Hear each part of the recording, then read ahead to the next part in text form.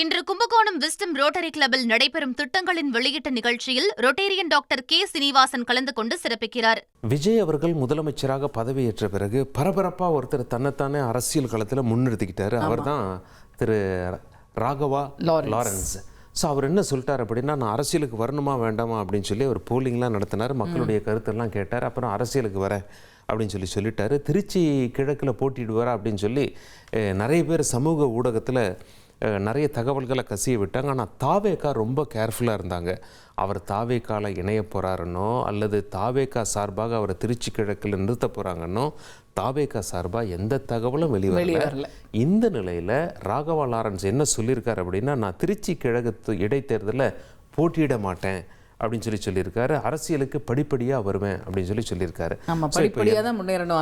இப்போ எல்லாரும் என்ன தேடுறாங்க அப்படின்னா, ராகவா லாரன்ஸ் திருச்சி கிழக்கில் போட்டியிட போறாருன்னு முதல்ல சொன்னது யாரு? தாவேக்காவே சொல்லலை. அப்போ யார் சொன்னாங்க அப்படின்னு சொல்லி தேட ஆரம்பிச்சிருக்காங்க. ஸோ அவர் என்ன பேசியிருக்காரு அப்படிங்கிறத பார்த்துருவோம்.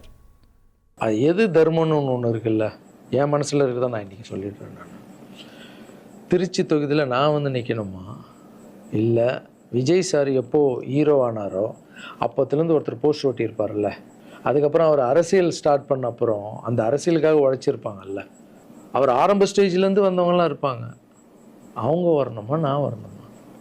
விஜய் சார் வீட்டில் இன்னும் எத்தனை பேர் திருச்சிக்காக வெயிட் பண்ணிகிட்டு இருக்காங்களோ நம்மளுக்கு என்ன தெரியும்? அதுக்குன்னு ஃபீல் பண்ணுறாதீங்க, அண்ணன் அரசியலுக்கு வரமாட்டார் போல். திருச்சி கிழக்கில் தான் நிற்கலன்னு சொன்னேன், அதுதான் தர்மம் இல்லைன்னு சொன்னேன், வேறு எங்கேயும் நிற்கலன்னு சொல்லலை.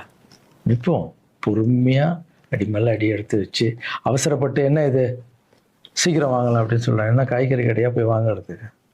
இவ்வளோ நாள் நம்ம உழைச்சி காப்பாற்றி வச்ச பேரெல்லாம் ஒருத்தருக்கு போய் சரண்டர் பண்ணிவிட்டு அவங்களுக்காக உழைக்க போகிறோம்னா அங்கே நம்மளுக்கு சீட்டு வேணாம், எதுவும் வேணாம், மரியாதை.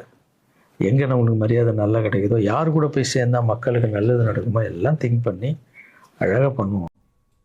ஸோ திருச்சி கிழக்கில் தான் நிற்கல, அதுக்காக நான் அப்புறம் அரசியலுக்கே வரமாட்டேன் நான் சொல்லலை அப்படின்னு சொல்லியிருக்கிறாரு. சரி, என்ன முடிவெடுக்க போகிறார் ராகவா லாரன்ஸ் அப்படிங்கிறத நம்ம பொறுத்து இருந்து பார்க்கலாம்.